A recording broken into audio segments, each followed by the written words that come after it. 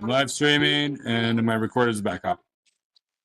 All right, Thank you. bye. Bye-bye. Good evening, everyone. Today is Wednesday, January 24th. It is 7:02 p.m. My name is Serena Muniz, and I am the chair of the Community Development and Budgetary Priorities Committee for Bronx Community Board 11. And I did mention the time, right? Meeting is starting at 7:03 p.m. I'm being joined by my fellow committee members who will introduce themselves. My name is Malcolm Gray. I'm the co-chair of the Community Development Budget Priorities Committee. Roger McCrossin, member. Ryan Barthel, member. Stacy and Dillian, member. Bernadette Ferrara, committee member and chair. Thank you for joining us. So today we had a presentation scheduled with Ms. Jessica Toro, who was I've actually just texted her to see if she was having trouble logging on, but she was going to talk to us about the people's money. And the difference between the district needs report and the budgetary priorities and the people's money, because sometimes, it can be confusing. Both Malcolm and I today were at the State of the City address, and so we learned a lot about what's coming down the pike. I do not see Ms. Toro at the moment, but I want to just thank everyone. Cynthia Rodriguez, community board member, for joining us, and community members Diana Finch and Miguel Dyer for also joining us this evening.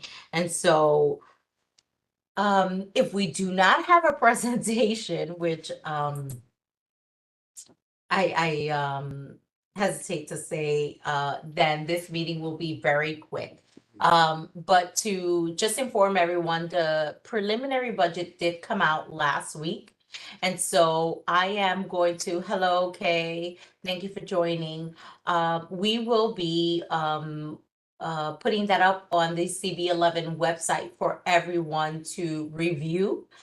We will be having a public hearing before either 30 days. And so we're looking at our calendar right now because we know that we're typically meeting at the end of the month, just because we began our regular meetings at the end of the month, but we do have an answer period that we have to answer to. And so we'll be doing that before either the 15th of February or by the 30 days of when the preliminary budget was released, which was January 16th. So if we have to change our next, it wouldn't be a committee meeting, it would be a public hearing so that we can get input from the community, and then we could then submit all of our questions to the city by the 15th of February. So just keep in mind, we will be in touch with everyone if we have to change our date. And so please, I encourage everyone to review the preliminary budget and to please reach out to us here at CB11. Also, my email is, and we'll put it in the chat, my email is CB11 Serena Muniz, that's MUNIZ, at gmail.com. Any questions, concerns, and we will definitely share on social media when our public hearing will be, so that we can gather everyone's input and submit to the city if we have any questions and concerns. And so since I don't believe, I believe we're having our presenter hasn't responded to me. We were going to review the minutes for the June, the minutes for the June 2023, October 23, and November 23 minutes. We've been having some glitches with our website. Jeremy is in receipt of these minutes, and once these minutes are up, then we'll be able to vote on them. But at the moment, since they haven't been shared with the public, we're not able to vote on that. And so the next item, if you guys want to wait a little bit for Ms. Toro to respond to me, if not, we can, have a discussion about just anything I just mentioned at the moment, or open it up to gallery.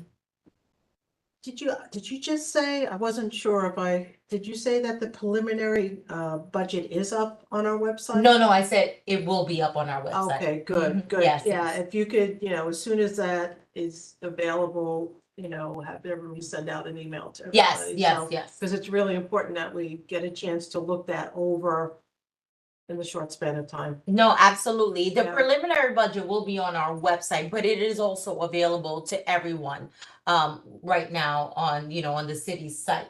On the So city's we will put it on our website, same way that, I'm sorry? Who's there? Laura. Oh, Jessica. Okay, fantastic. It will just same way as it was last year. It will be put on our website as well. So, thank you, Jessica. Can you hear us? Does she have to unmute herself? She's muted. Jessica, you may have to unmute yourself.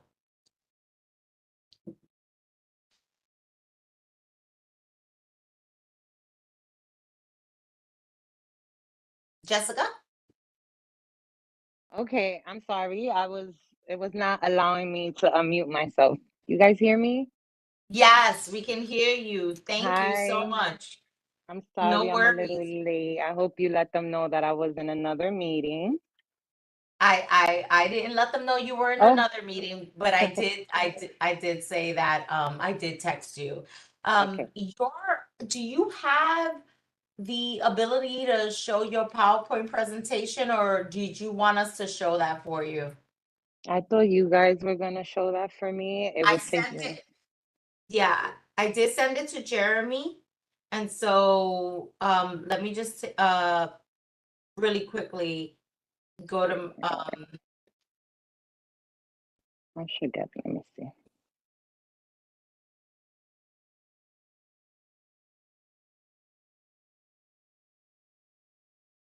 Jeremy. Is Jeremy available? Probably Laura. You text them.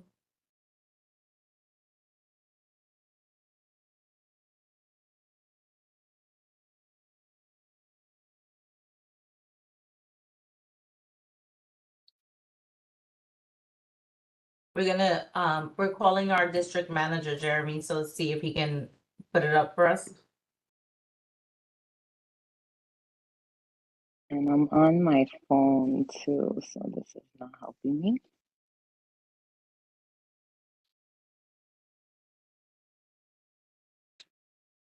That's actually over the phone.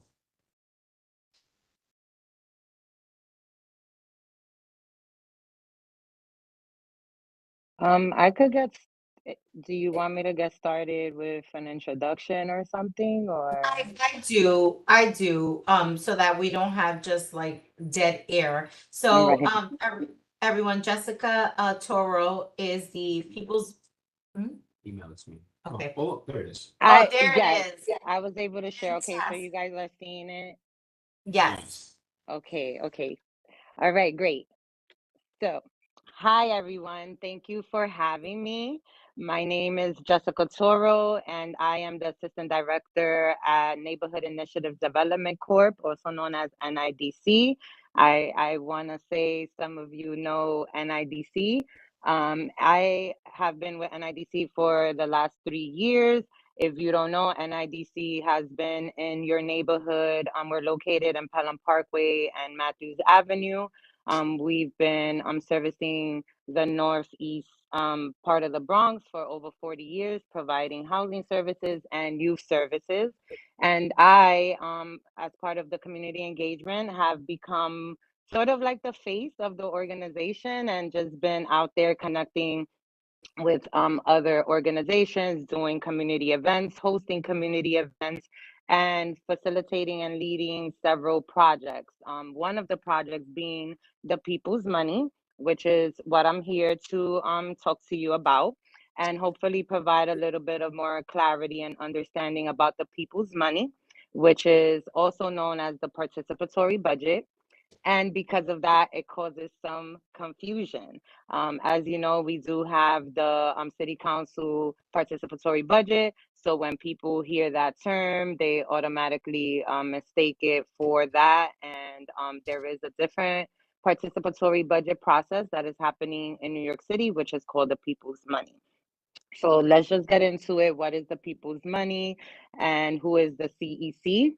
So the People's Money, it's from September 14, 2022, the New York City Civic Engagement Commission, CEC, they launched the People's Money, which is New York City's first time ever participatory budgeting process where all New Yorkers ages 11 and up, regardless of immigration status, can decide how money is spent here in New York City. And this money is coming from the city's budget. This year is about $3.8 million. And because of budget cuts, that might change. So, but there is a few $1 million available for New York City to spend on specific needs for projects and services in several neighborhoods throughout New York City.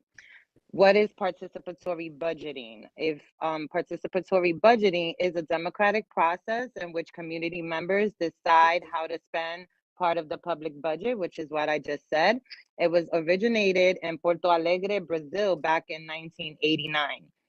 And since then, it has been introduced to over 10,000 municipalities across the world where residents decide about, on the budgets for states, counties, cities, and housing authorities. So in 2010, 4 of our council members, Brad Lander, Melissa Mark Riviero, Jermaine Williams, and Eric Ulrich, they introduced the participatory budget process in New York City, like they were the 4 council members to start.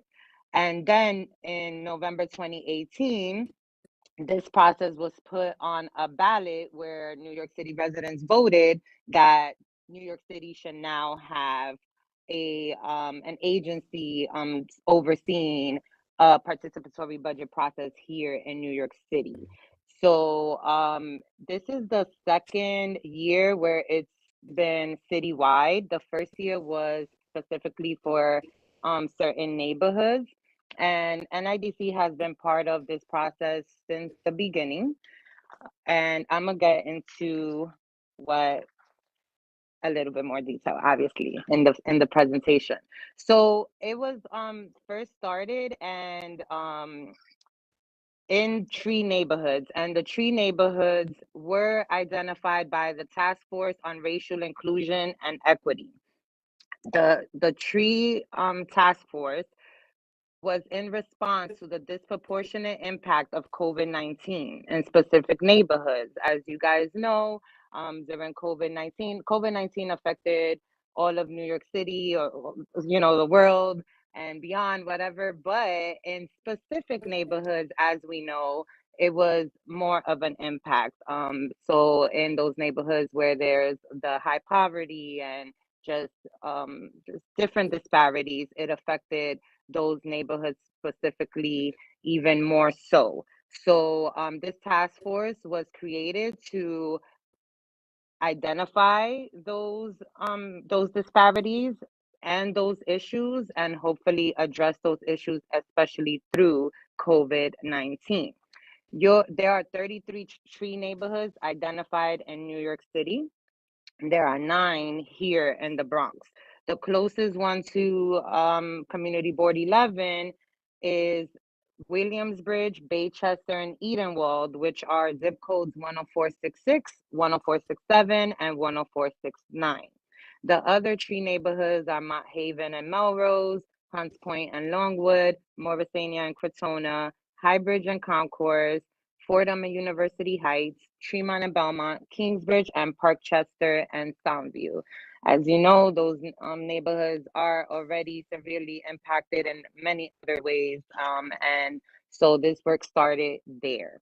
But now it has expanded since 2022 and the year of 2022 and 2023 into the entire New York City, and where now all of New York City residents can take part and vote. Before, it was just the residents from those specific neighborhoods. So that is how it was expanded out into the rest of New York City. So the phases of the people's money. So phase one was conducted in between September and November, and those were the idea generation sessions. So the idea generation sessions this year were conducted in the Tree neighborhoods. So I led those idea generation sessions in the Fordham Belmont section of the Bronx, because that is the neighborhood that that NIDC was given. There's another organization that's leading the projects in the Edenwald, Wakefield, the Edenwald, Williamsbridge neighborhoods. But we had Belmont and Fordham, and we established a coalition there. Serena and UCHC have been part of that coalition, and we conducted idea generation sessions all throughout those neighborhoods during that time to get the community's input and ideas on programs and services that they feel are needed and necessary in those neighborhoods. Then right now we are in the idea development phase with the Borough Committee Assembly, which is where I'm at right now. I am actually in one of those meetings. My team next door is going through those ideas, vetting those ideas and developing those ideas so that we can finalize and narrow down all of the ideas that we have received for the Bronx and put them on a ballot. The phase three, which will be between April and May, is when the citywide voting will take place. And at that time, we would have had a ballot, and we will go back out to those communities of focus and ensure that those community members are part of the voting process. But we will also collaborate with our other existing partners and organizations that we work with and letting them know, getting the information out to them so that they can be part of the voting process and their and their families and clients and so on. So during that time, we will be letting everyone we know about this voting process and sharing that ballot. And then phase four is between July 2024 and June 2025, where the projects that were selected will be implemented. So this year so far, I know that there should be 3 projects selected for the Bronx out of the 8 that would be initially on the ballot. So as I mentioned, I am part of the Borough Assembly Committee, and we are a group of people that have been selected to be part of this process. I decided to apply because it was a random selection. I decided to apply because I wanted to continue being part of the development of the ideas and ensuring that the ideas from the communities that we are servicing are put on the ballot somehow, even if it's just one. But that is, that was my mission to be part of this committee, and everyone here is doing a great job in developing these ideas and ensuring that we get some great things happening here in the Bronx. So it's a great process to be a part of. And so these are some examples of the participatory budget projects, and I'm gonna just stick to people's money to avoid confusion. The people's money. So just to be clear, the people's money, they use mayoral expense funding. So that is different from the capital funding, and that is the biggest difference in comparison to the New York City Council participatory budget. They can fund capital expenses where they can create a new building or renovate things. For these projects, they're more programs or services, workshops, like fairs, those type of things that can happen between or within 1 year. And so they would again be considered, they're not limited to fairs, workshops, trainings, and classes. They can be expanding or enhancing of director social services. So our after school programs, food distribution initiatives can be expanded with these ideas. Community organizing or awareness and advocacy campaigns are another example, and research studies can happen through these projects. So they're not construction, reconstruction, installation of physical public improvement. The ideas cannot break New York City laws or spread hate or unfair treatment. And we cannot add anything to the agency's headcount. So we cannot hire or say that we want additional police officers or sanitation workers. That's beyond our control. So that is the difference between the types of projects that are that are part of this process and would be found on those ballots. So in 2023, which was last year, I just wanted to let you know, all New York City residents 11 and older, like I said, are able to vote in this process. They received 25,339 digital votes and 85,032 paper ballots citywide, for a total of 110,371 ballots. So that is about saying that 100,000 votes were casted from New York City residents for last year's People's Money project.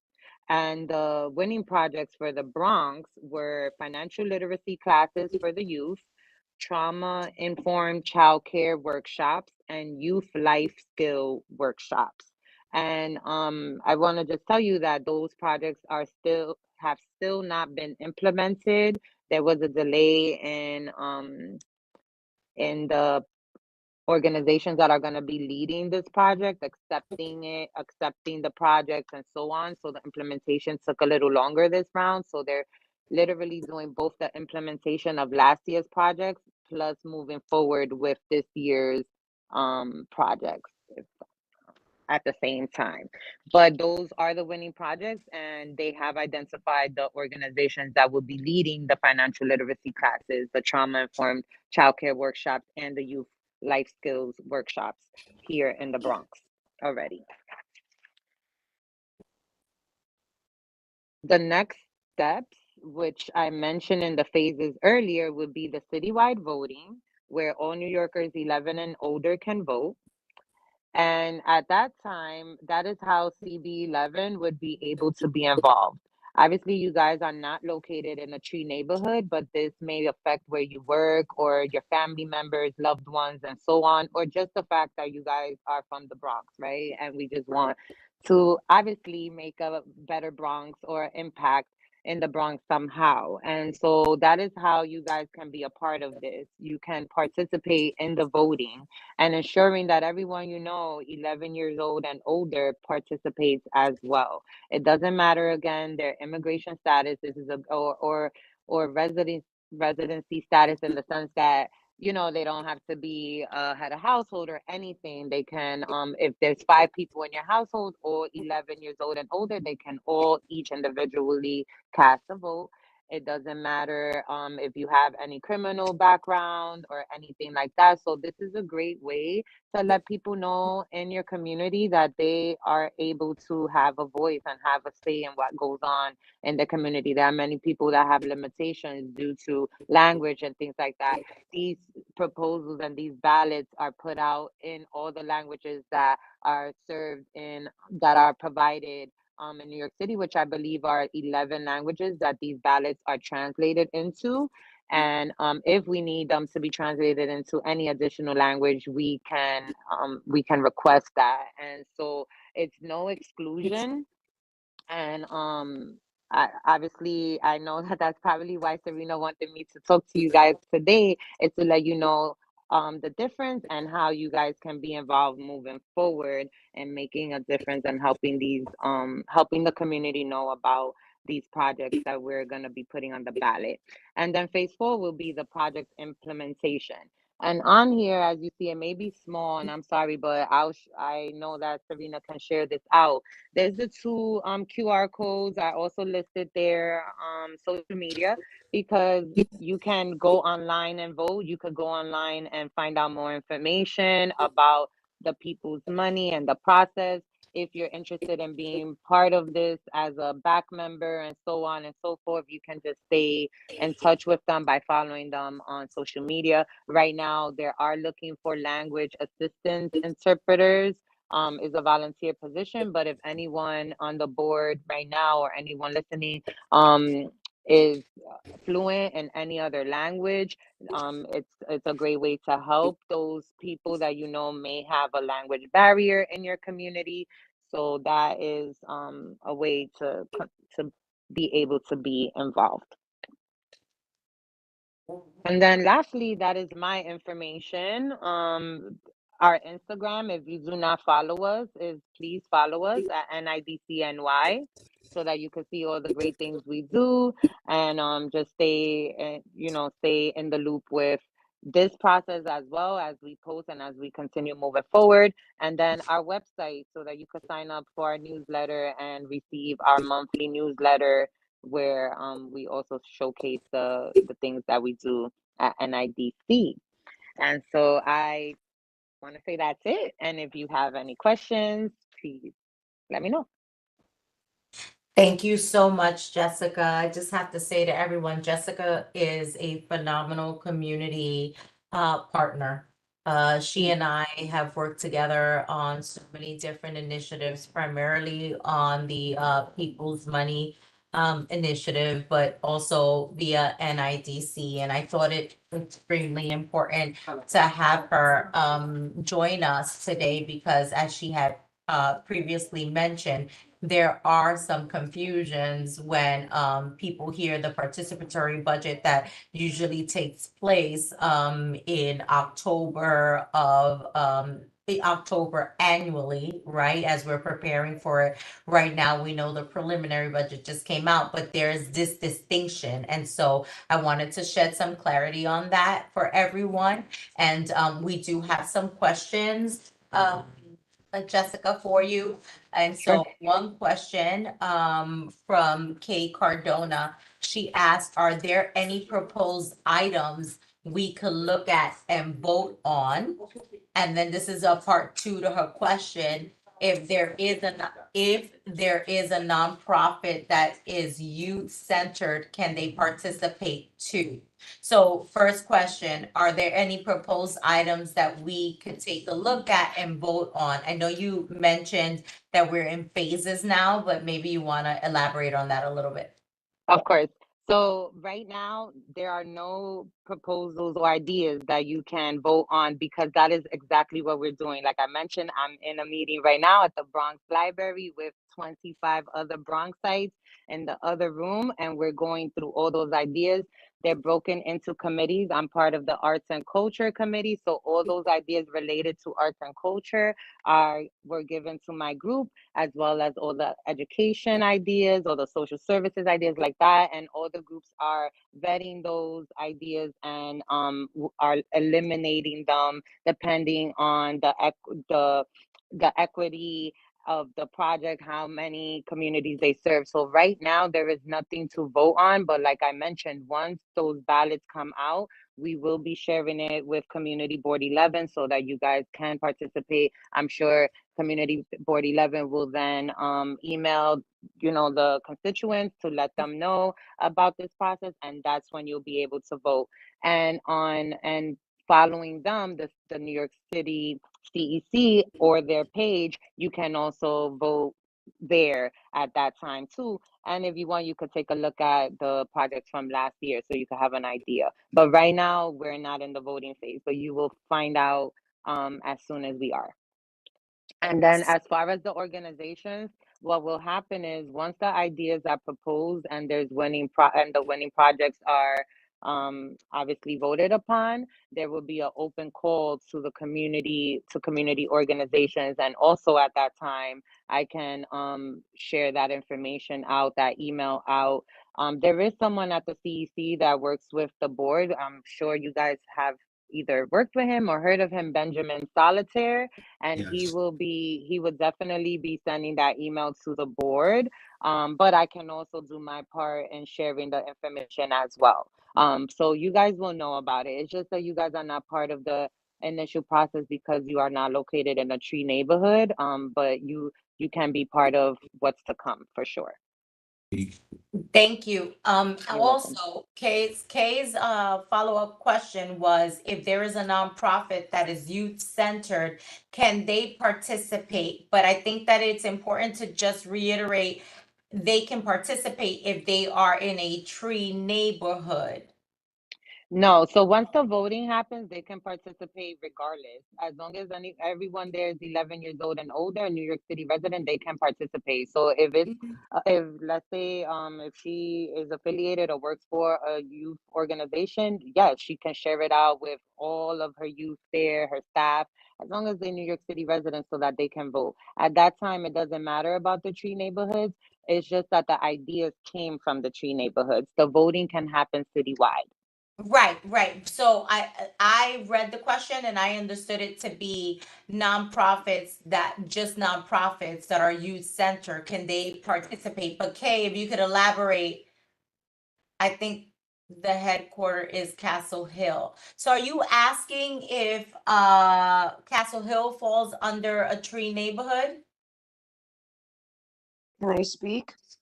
Yes, please. Pardon me, I'm having really bad allergies. Pardon me. Yeah, so we are Easy Living Shelter. We are part of the 49th Precinct, the 49th Clergy Council. Our CEO and COO, I believe, are part of the Clergy Council. Headquarters is in Castle Hill. I do stuff on this end, from this area. Our board disbanded, but we're rebanding. We basically have been trying to set up a youth shelter for like unhoused kids, get kids out of foster care, those that are aging out. We want a safety net. So at least the age of 21 or 24, because as you know, in these difficult times, you can't put a kid out in the world at 18 and expect that they're going to be okay if they didn't come from a stable home. So we're constantly looking for funding streams. We do a lot of outreach. There are food events and family days and all sorts of things that we do in different parks and different things through churches and other stuff here in the Bronx. But we're always looking for new funding streams.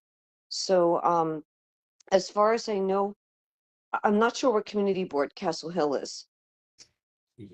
So they might actually, what I could do is after the meeting, get in touch with headquarters and let them know.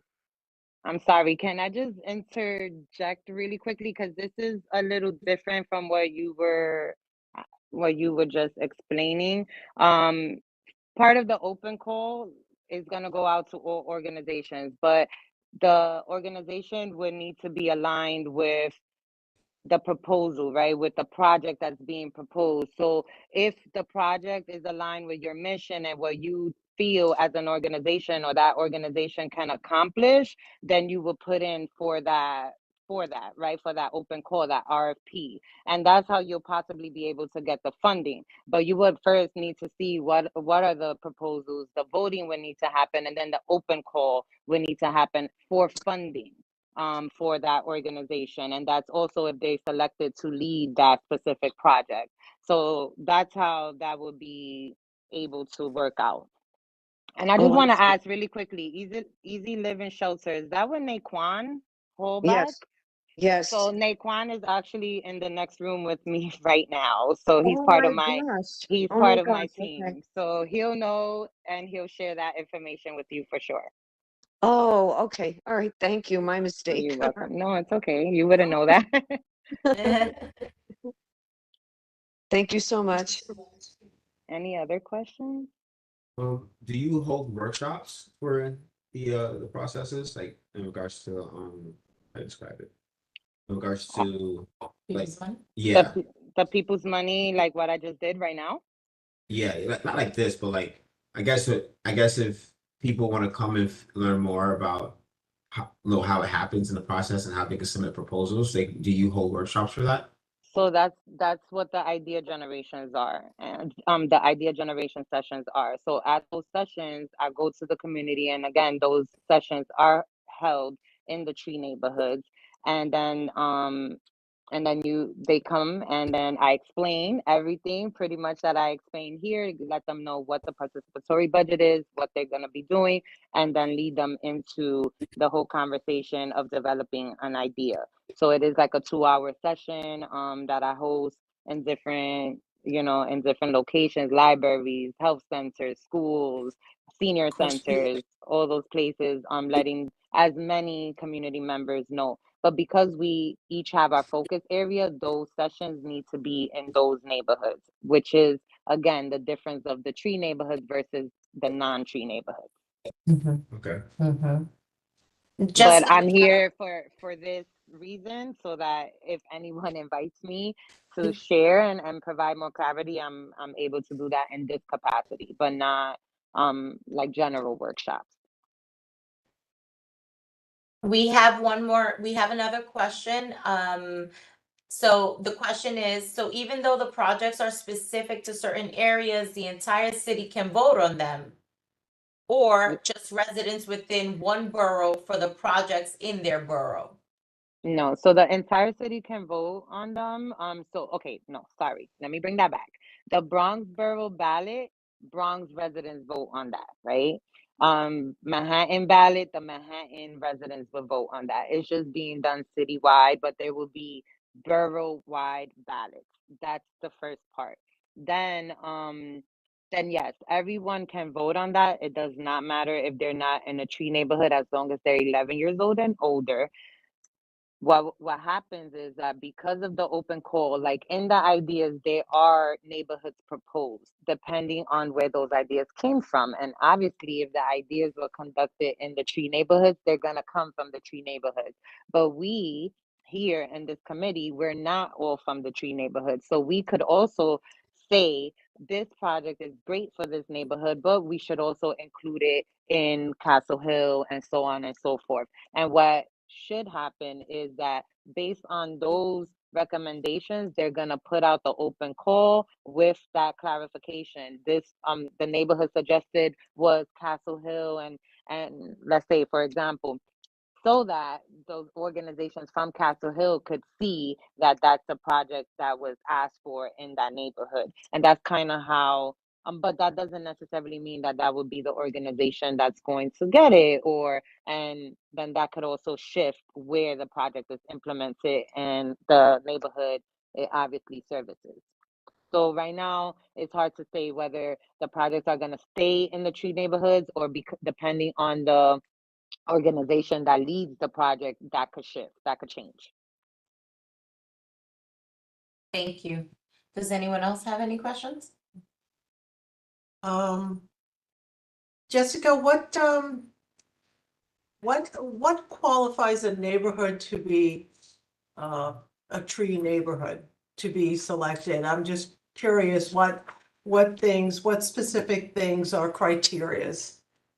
I know So because of COVID, a lot of the disparities that are already existing in neighborhoods just elevated, and it just COVID just shed light on those disparities in those specific neighborhoods and affected those neighborhoods by the amount of deaths and just everything. So the poverty levels, of course, the educational status, the medium income in those neighborhoods. So those were already neighborhoods like I listed out when I said Hunts Point, when I said Soundview, when I said Tremont, when I said those areas. Like we already know that those areas have these issues, have health disparities. So it was just focusing in those areas so that COVID doesn't affect those communities even more so. And that's how that task force on racial inclusion and equity was developed.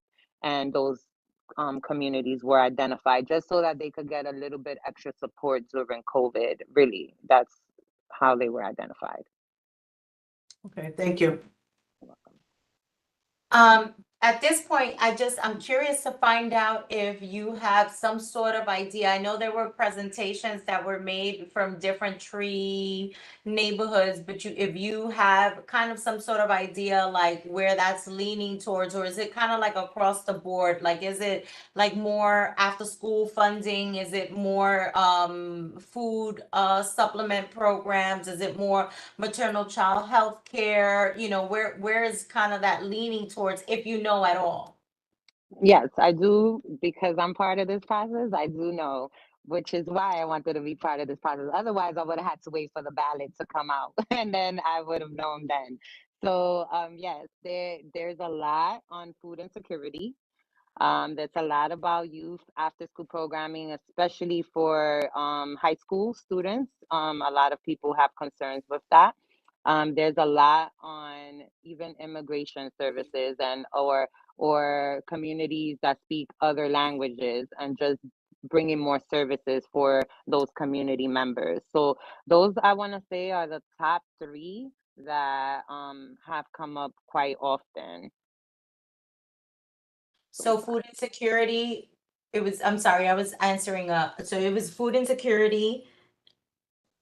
Food insecurity, yes. Youth after school programming, Uh-huh. and then the just multicultural, or just addressing other cultures and languages, and providing services for other cultures Okay. and languages. With- Mhm. And that's Bronx wide, or Yes, okay, that's right. because then last year, in 23, we had financial literacy was of one of the top priorities. It Mhm. was childhood trauma workshops, and then Mhm. youth life skills. Mhm.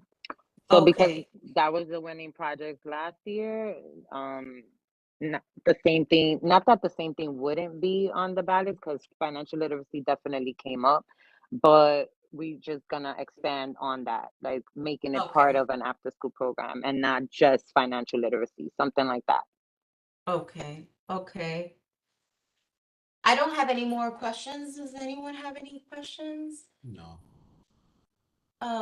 Thank you. Thank you very, very much for this You're presentation. Thank welcome. you for taking the time to come out of your meeting They and mad to at me. present to us and to our community. Of course, of course. I'm glad I was helpful.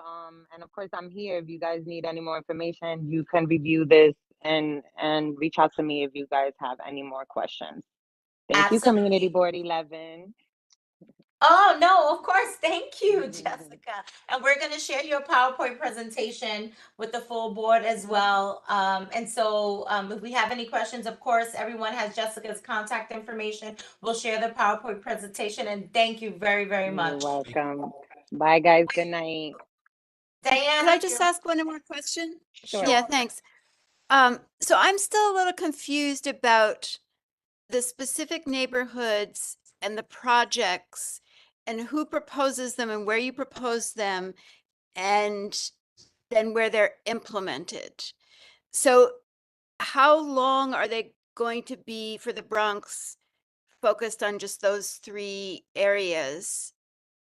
1 year. The projects are for 1 year. The funding is for 1 year. The project can be implemented throughout 1 year, because depending on the project, if they're workshops, they can happen monthly, quarterly, things like that. But it would just be a year-long project. Okay, but I mean, going forward, you have the three projects for the first cycle, but going forward, we're now in the process of proposing new projects for the second cycle. Correct. But is it still just for those same three areas? No, it will be different projects, and that we won't know I know, I until understand it will be different projects, but I mean, for the areas, are we still doing it just for those three areas that you described? what 3 areas? The The 3, Fordham, no, it's the Gina meeting Wald, finished. and the Those are just the forgot the South closest Bronx to one. us. Right. There are a number of them in the You guys Bronx. did it though? They waiting for my vote. I need to go. I'm so sorry. Hopefully you can get some clarification. Diana, I know Okay, maybe I'll just you, email you. I'll just and email please you. email me Okay. and we can Yeah. have a phone call. Okay? Okay, thank you. Okay, thank you. I'm so sorry. They No, waiting for no me. worries. Thank Bye. you, Jessica. Thank you. So Diana, I'm not I'm so sure if, sorry. no worries. So you can email Jessica directly, but I believe you're asking, were you asking about Eden Wall and that area? The tri neighborhoods, the tree The neighborhoods. tree neighborhoods? Yeah, what I didn't understand was for the next cycle that we're going to be proposing new projects for, are they just going to be for those 3 areas again? No, so COVID there are affected 8, areas. I believe she said there are 8 tree neighborhoods in the Bronx. 9. 9. 9, Oh, okay, okay. 9 tree neighborhoods in the Bronx, and 3 of the 9 will receive funding. We just don't know where they're going to be funded, right? And so she provided different zip codes. The closest to us was the Eden Wall, 10466, 10467, and 10469 zip codes. That's the closest to us. But then there's also Fordham, Belmont, and in that PowerPoint she Right. presented, she broke it down. So, Okay, so there's 3 projects, but many areas. Maybe I should just email her because I'm just confused about the number No, of what she projects, the was number of areas, and then I think she said that depending on the agencies or the organizations get chosen to implement the projects, they might end up being broader than just in one area. Right. So right now I asked her, right? Like last year, financial literacy was, what the top 3 things or what was selected last year was financial literacy, childhood trauma workshops, and youth life skills. So for this year, right now, they're in phase 2. So what she's gathering from the input idea generation session, right? And what she's hearing a lot of has to do with food insecurity, after school Right. programming for the youth, and multicultural services, language, ESL, things of that nature. That hasn't been locked. That's just what she's hearing right now. Right. So once that is I guess voted on, then more than likely those the funding is gonna go more than likely to the tree areas that could that will apply, to be that organization. So if you're an organization in this tree area, then you could apply if you fit, if you provide food insecurity, supplemental food, and things of that nature. That does not Okay. mean that it will go into the tree neighborhood. It's just more than likely it makes more sense that it would. Okay. But you can email Jessica Yeah. if you have any more questions. I mean, that's I want to say I'm like 90% accurate, but please email Jessica. Actually, why don't we? Okay. email the CC? Thank you.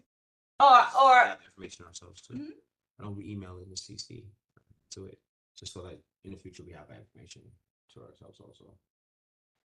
well, I happen to also be part of the coalition, so I'm just speaking from stuff that I do know, but you could also we'll do that. I'm gonna email everyone, the board, the PowerPoint presentation with Jessica's contact information. Jessica is readily available always to answer any questions. She answers emails.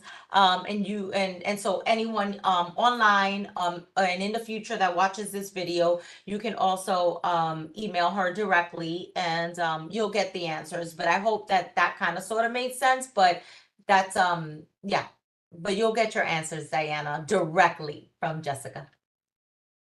Okay, thanks. Because I remember for the last Great, so cycle, to there were that some groups see. that I knew that were very active in like getting the word out and trying to get the vote going, but nobody did anything about it in our area because I thought it was because the projects weren't for our neighborhood. No, because we're not a tree area.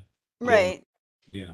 Right, we're not a tree neighborhood, we're not a tree area, but the reason why Jessica was invited to present is was to shed some light and some clarity between the differences, right? Because it can be a Right, little okay. confusing between the budget priorities and the people's money and all of that. But as Right. Bronxites overall, there is going to come a time where we'll be able to vote on on what has been selected and how we deem that to be important to those different tree areas. So we'll be able to do that. And what's even more exciting is that children ages 11 and up can vote, and so getting them civically engaged. And so but we'll share that on social media, and we'll be very active in just alerting everybody when it's time to vote.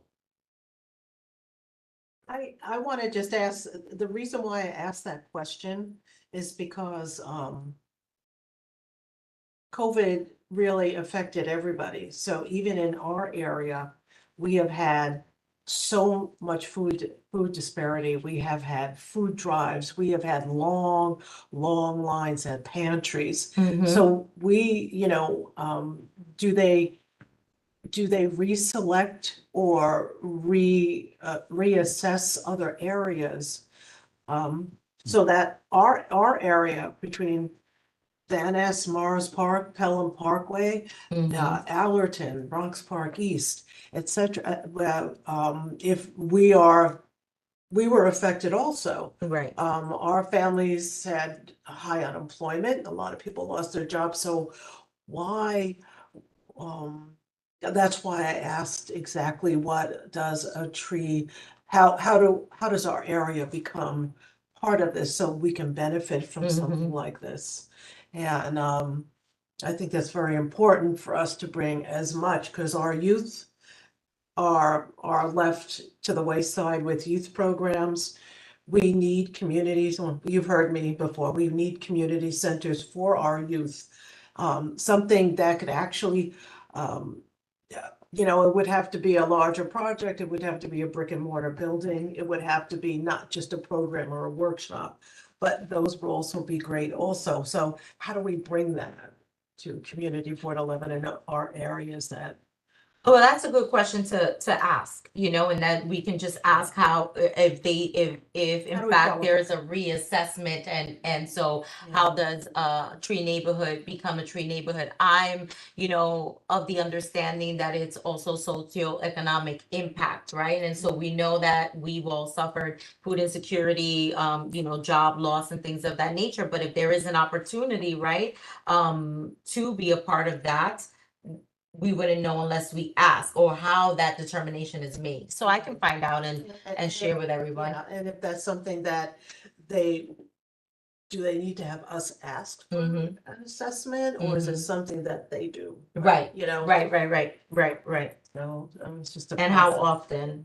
Yeah, so if these projects run it seems every year, do they, does that assessment also go with that? Right. Annually, so as Okay, much as that's, we can get for our children and Yeah. our families. I'll ask, and I'll follow up with everyone, Thank you. of course. Any questions?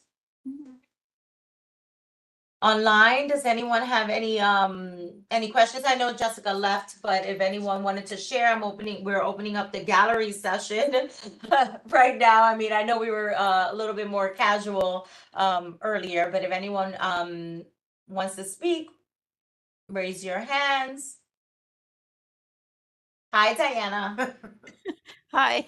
Sorry, I'm full of questions tonight. Could you go over in more detail the timeline and the segments for the preliminary budget and the preliminary budget hearing? And one of the reasons I wanted to know is that I want to be able to figure out when we know for sure whether we get the funding for the Zimmerman Playground restrooms. So the Okay. preliminary budget that we're talking about now is the mayor's budget, right? Yes. I don't know how much detail it goes into. And I was asking Kavan Bolt from Kevin Riley's office last night about all of this. And he didn't know a lot of the details either, but he did say that they would be looking to the mayor to supplement whatever amount they put in their budget, in the council member's budget. But I guess I just wanted to know, how much detail does the mayor's preliminary budget go into in terms of specific projects in our area? And then the budget that you presented, those projects, when do we get the answers on whether those are being funded or not? So And with how the does the timeline all fit together for all it of all this? it all fits together. So the preliminary budget is going to be and I'm going to see if we can break it down where it's not the whole citywide preliminary budget, but really just see, our district, right? In the past, it's kind of like been the whole budget, and then it's like you got to scroll through 256 different pages, right?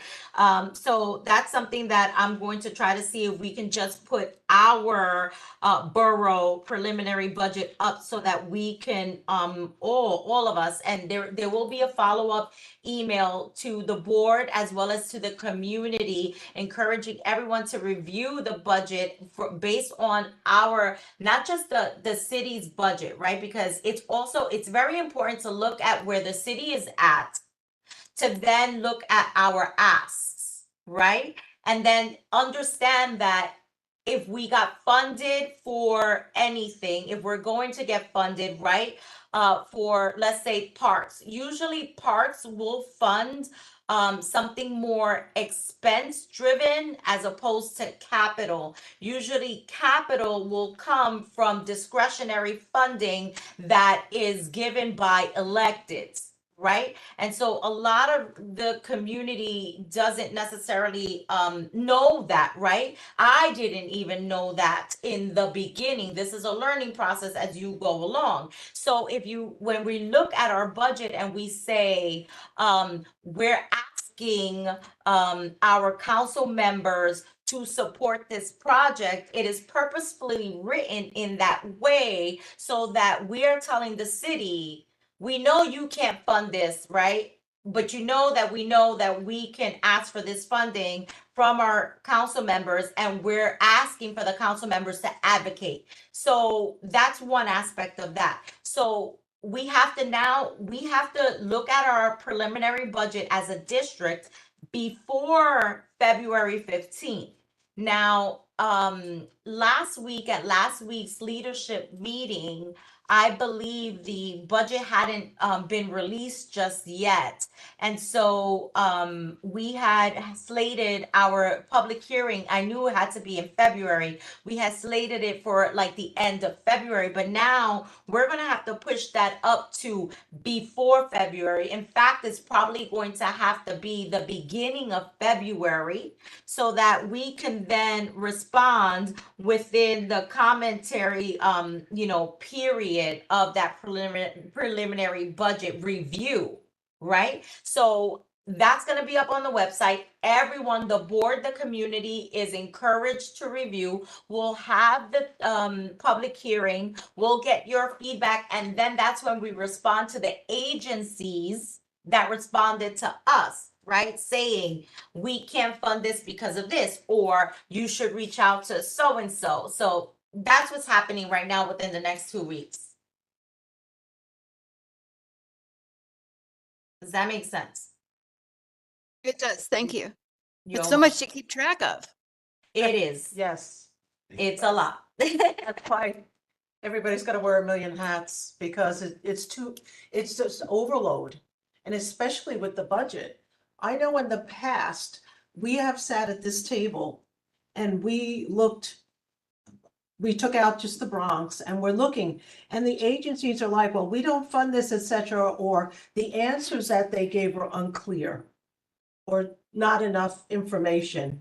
And you are allowed to sit there and say, you need more clarification, you need more information, because, well, why isn't it? We need to know why this is not appropriate so that we don't do it again. Right. I mean, it's just very frustrating, but the review is important. It's very important. Yeah, and so that's just our task and our mandate right now, these next 2 weeks. You will be receiving, the board and the community, we'll also share it on our website, just to let everyone know, please review the budget, when the public hearing is going to take place. And, this is where we come together with our responses to our, say, 40 capital asks and 25 expense asks, and so on and so forth. And then we wait until we get a response from the agencies, right? Certain agencies will say, okay, they'll respond back to us before after we submit our feedback. And then in June, we then find out what the final decisions, are. So it's just a process, Oh, Claire, go ahead. I don't think. Oh, for clarification, what the preview, what will be put up on the website? If there is questions about will the feedback be on there at Yes. that point?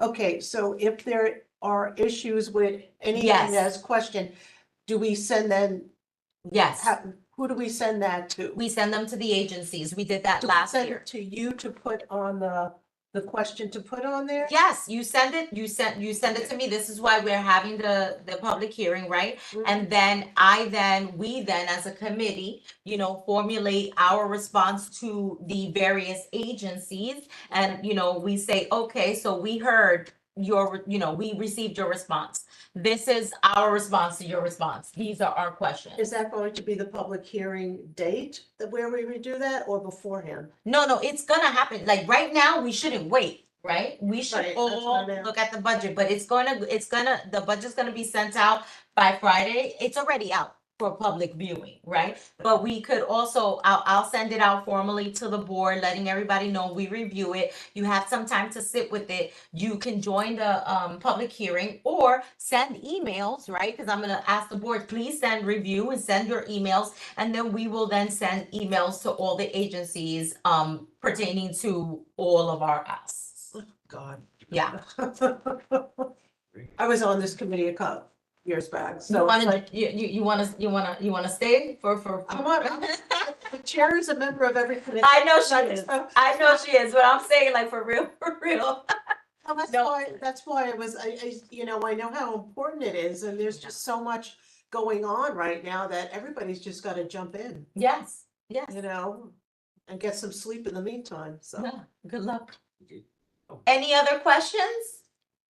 I mean, Okay. hey, what do you mean by the preliminary budget? It will be online on our website. Yeah, we're gonna put it on our website. On the CB11 website. Nobody's gonna have time for their life. It's going to be all CB11. You're welcome, Kay. Okay, so there aren't any motions because our minutes have been submitted. I think I'm happy to announce all of our minutes have been submitted. We had a little website glitch. They're gonna be put up once they're put up. So next, not next month, because we're gonna have our public hearing next month, but in March, then we'll go through, we'll vote all of our minutes. Is there any old business? This is all old business, new business. Any new business? Okay, so I thank you. It is 8:05 p.m. I thank everyone for joining the Community Development and Budgetary Priorities Committee meeting for the January 24th, 2024. And we look forward to seeing you next at our public hearing. Please do not hesitate to email CB11 with any questions or CB11 Serena Muniz at gmail.com. That's SERENAMUNIZ@gmail.com. And have a good night, everyone. Thank you. Have a good night. Good night. Good night.